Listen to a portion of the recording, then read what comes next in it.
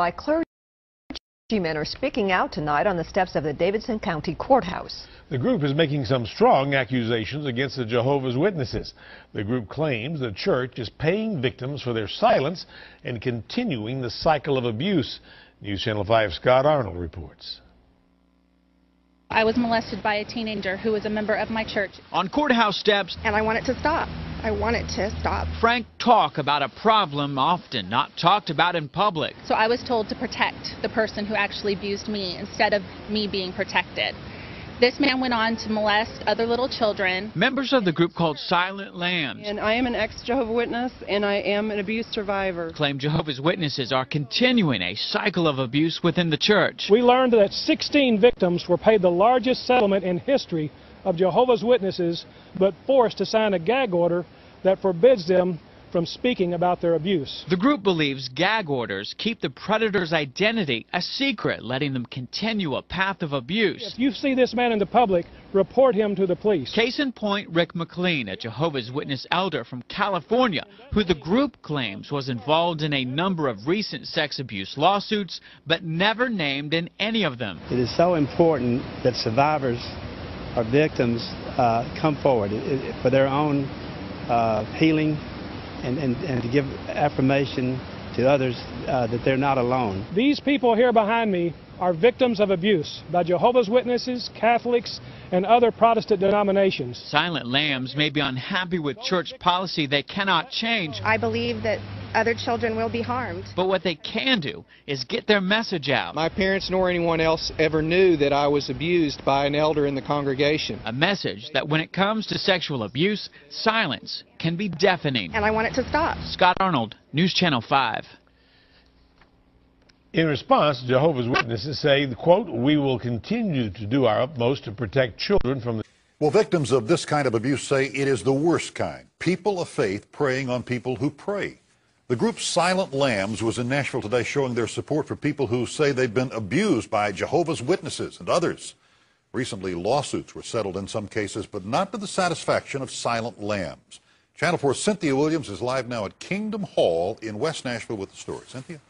Well, there are about 6 Kingdom Halls in the Nashville area, including the one here in West Nashville that's over my shoulder. And today, Silent Lambs attached this bulletin to the door of each one. At least that attempt was made.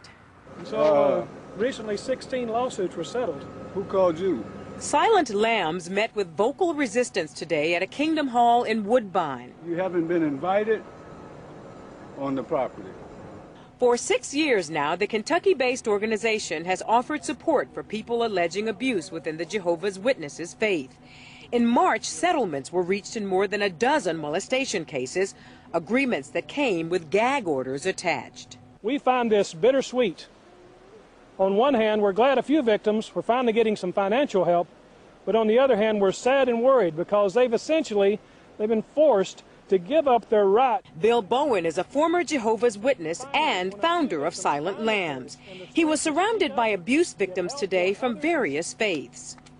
When I was around 8 years old, I was molested by a teenager who was a member of my church, Christian Gospel Temple. There are thousands of us out there and thousands of children that need our help right now. My parents nor anyone else ever knew that I was abused by an elder. According to Silent Lambs, the Jehovah's Witnesses policies encourage abuse by not reporting allegations to police, choosing instead to handle individual cases internally.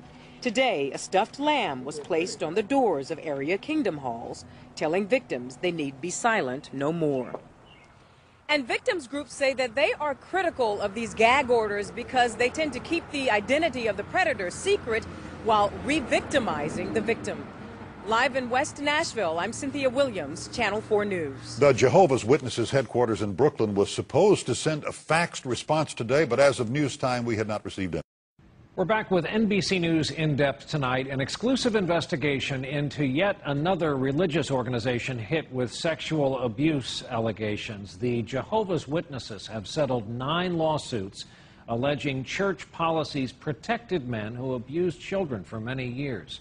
In settling, the church did not acknowledge wrongdoing. Now, evidence has surfaced that leaders did know about some of the men, but apparently never informed authorities. Our senior investigative correspondent, Lisa Myers, has our exclusive report tonight in depth. Frederick McLean is among the country's most wanted fugitives, accused of molesting children for almost a decade. His typical victims were young girls, I think starting around 5 or 6 years old. Authorities say McLean, who restored race cars, was a respected leader in this congregation of Jehovah's Witnesses. His role in the church was significant because we believe that his participation in the church gave him access to his victims. The Jehovah's Witnesses recently agreed to pay to settle a lawsuit that alleged the church knew or should have known McLean was a pedophile. One of 9 similar cases church headquarters settled without admitting wrongdoing. But internal church records now coming to light in those lawsuits show that the church knew for years that some prominent members were sexually abusing children and did little. Example, James Henderson. Documents showed the church knew he was abusing kids as early as the 1970s and stripped him of his leadership role for a while, but apparently never alerted police. He was finally arrested in 1994 and went to prison, having molested children for 2 decades. Another church leader, Alvin Hurd, confessed to the church in 1981 that he'd abused 3 children, ages 5, 9, and 11. His local congregation kicked him out and alerted church headquarters. But again, the church apparently never notified police. Hurd, now in prison, admits he molested other children until 2003. The policies and procedures enacted by Jehovah's Witnesses protect pedophiles rather than protect the children. Barbara Anderson, a former Jehovah's Witness, is an outspoken critic of the church on this issue. She says the church prefers to keep an abuser's confession confidential, treating abuse more as a sin than as a crime.